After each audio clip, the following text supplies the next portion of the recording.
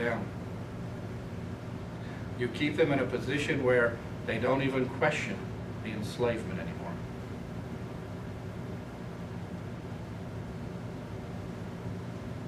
That's what this trend in art has been about. Degrade society. The more you degrade people in society, the more they're willing to be, I lost the word. The more they're willing to be under somebody's thumb, to be controlled. That's the word. Because I assume they deserve it.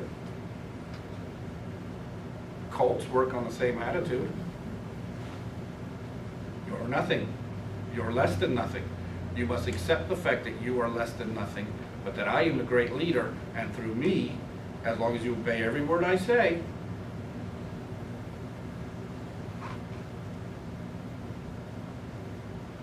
so let's call trash art, so that when people look at it, they won't be inspired or filled with awe. They won't be lifted up. They won't aspire to something great.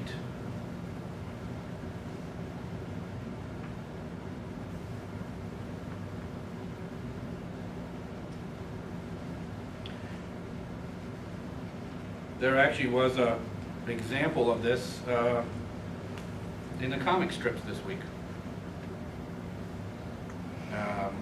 For better or for worse, a young boy was taken by school to an art museum. For the most part, the kids all made fun of what they were seeing. But when he got home, he built 2 snowmen. And his mother was yelling at him, "I don't care what you see in the museum, you don't make snowmen anatomically correct."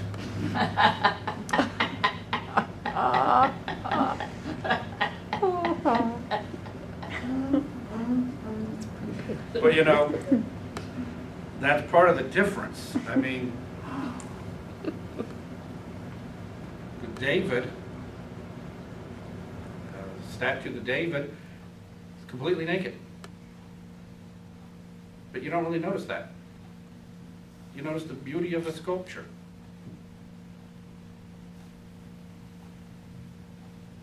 It all depends on how the art was intended.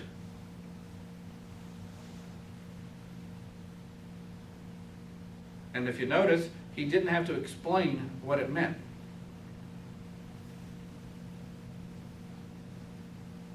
Most of the older paintings, you didn't have to explain what they meant.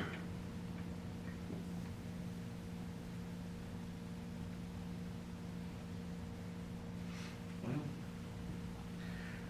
of course, I'm picking on the art world, and I shouldn't just.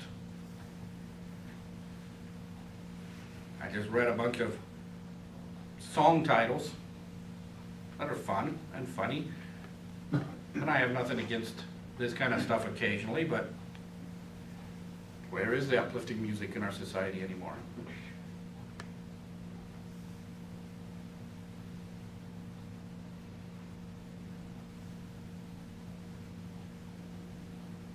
I know I don't want to end up sounding like some old fogey. Well, when I was a kid. Because frankly, when I was a kid, they did have songs that had lyrics such as, if her father is rich, take her out for a meal. If her father is poor, then do what you feel in the summertime. Not exactly uplifting.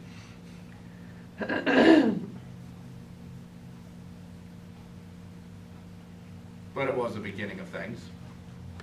And obviously I like that kind of music. I just quoted the lyric to you. But that's the problem. It's coming at us from everywhere. There's absolutely nowhere anymore that is really uplifting. Art, trash and degrading. Movies. Well, I mean, it's bad enough that Hollywood can't come up with an original concept for a movie to save their collective lives. But they also can't seem to make a movie without a lot of cussing and nudity. when it's inappropriate to the movie.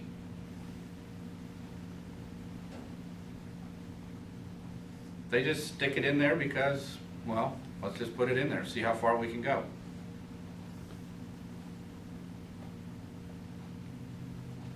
I was watching a TV show the other day, and I was amazed at how many words, well, back in the 70s, the comedian George Carlin had a routine he called 7 dirty words you can't say on television. I think there's one word left that you can't say on most TV without it being bleeped now. Now, I'm not talking about like your HBO or Showtime where that one word is every other word. But you watch just a sitcom on like ABC or any of the networks.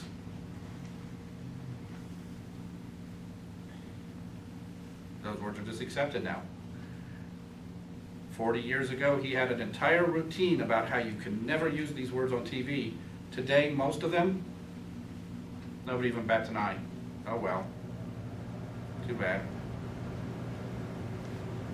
During primetime TV, when little kids are watching, yeah, well, they're going to hear it somewhere anyway, aren't they?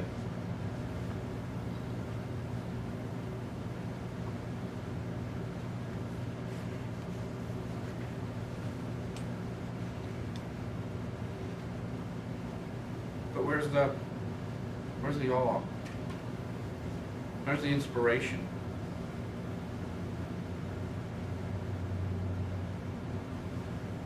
Where are the heroes you can look up to?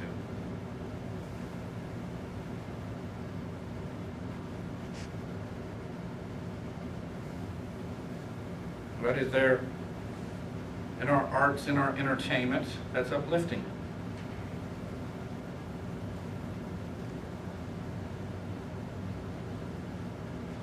And you've got to realize it is done in a slow, steady progression.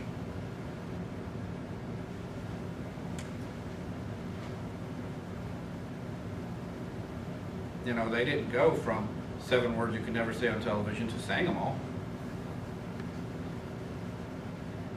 They started out by saying close to some of the words. And you got used to that. That's okay, that's acceptable, no big deal. So then we took some of the least offensive of the words. Somebody said that on TV on one of the networks, and oh, it was a big shock and a controversy, and oh, how could they do that? But then when the second show did it, who mentioned it? Then the third show and the fourth show, until now it's just commonplace. If you notice, one of the few words they still bleep,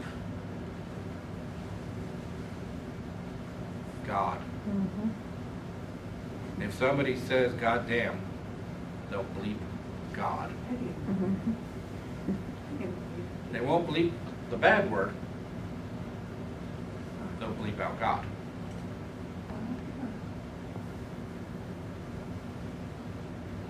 But then again, the other words is said so often, who cares really, right?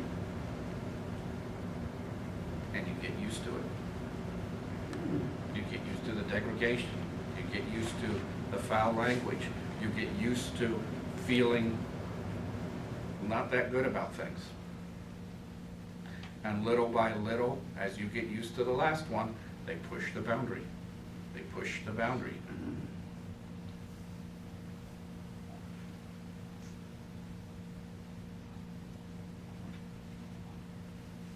The more you push those boundaries, well, the less of a fight people put up.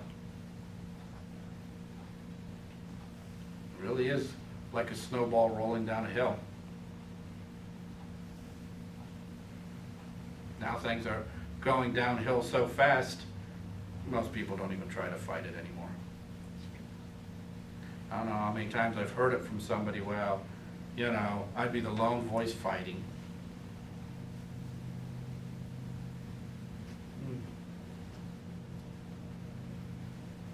Maybe those people should channel the spirit of Joan of Arc someday. A lone voice. We just died? Yep. I'll memorize think what I so. say from now on. I'll try to repeat it. Well, Yeah, just leave it. A lone voice.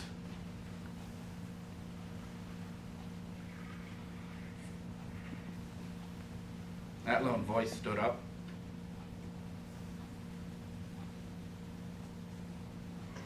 Been a lot of lone voices out there, haven't there? Frederick Douglass. He was a lone voice. Do you know how he got out of his slavery?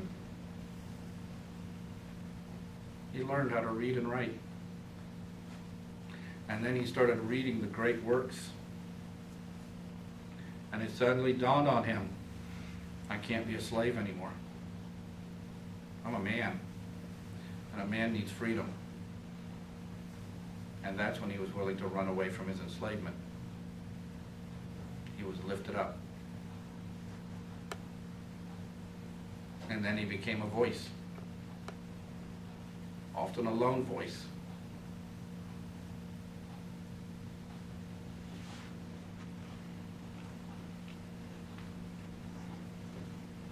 As long as nobody is willing to stand up and fight for a cause, it will die.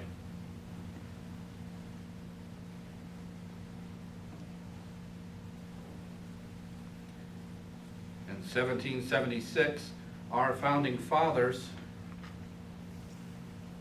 signed their names to what we call the Declaration of Independence. Several of them said at the signing, we sign our death warrants. Because if the British got a hold of them, they would have executed each and every one of them.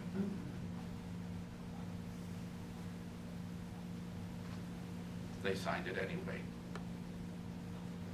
They stood up for a cause they believed in. They stood up for freedom and dignity and rights.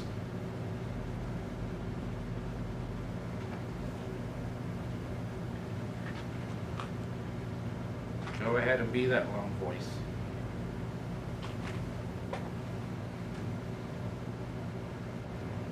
Sometimes that lone voice can make a world of difference.